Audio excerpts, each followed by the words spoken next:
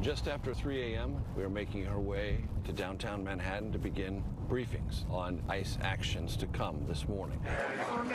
Inside the ICE field office in Manhattan, the ranks are enlarged by other agencies now ordered by the Trump administration to gear up for immigration sweeps. There's also secondary actors.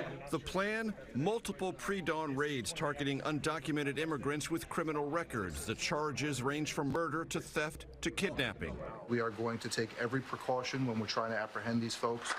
Today, they are joined by newly confirmed Homeland Security Secretary Kristi Noem. Be safe out there. The goal? 500 arrests over a week-long operation in New York. In a Bronx parking lot, a final huddle. Target today is Anderson Pacheco, Venezuelan national. He's wanted out of Colorado on multiple felony warrants. A suspected gang member with warrants for kidnapping, burglary, and a gun crime, authorities told us. Around 5:30 a.m., heavily armed agents raid this apartment building and find the suspect and 3 other male associates, all handcuffed and without incident. Also there in the residence, 3 children, their immigration status unknown. And now a check to see if they have a caregiver or if Child Protective Services needs to be brought in. The next stop, a residence less than 2 miles away. After some negotiation, the officers make their way inside, but come up empty. The targets were not home.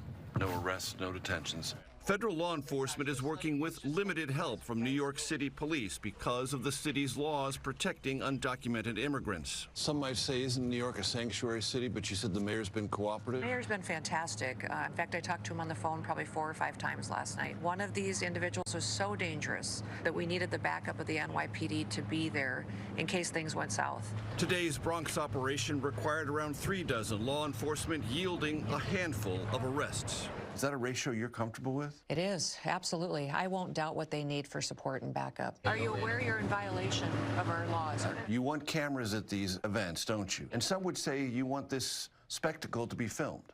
It's not a spectacle. This is our nation's law enforcement judicial process. The scales of justice are equally applied to everybody. We want transparency on this. Vice President J.D. Vance has suggested deporting 1 million people a year could be possible, roughly quadruple the number under President Biden last fiscal year. Will you have the person power you need to carry out this initiative? We're working on it. It seems like you won't. Well, we will have the personnel because we're going to continue to recruit and ask people to help us.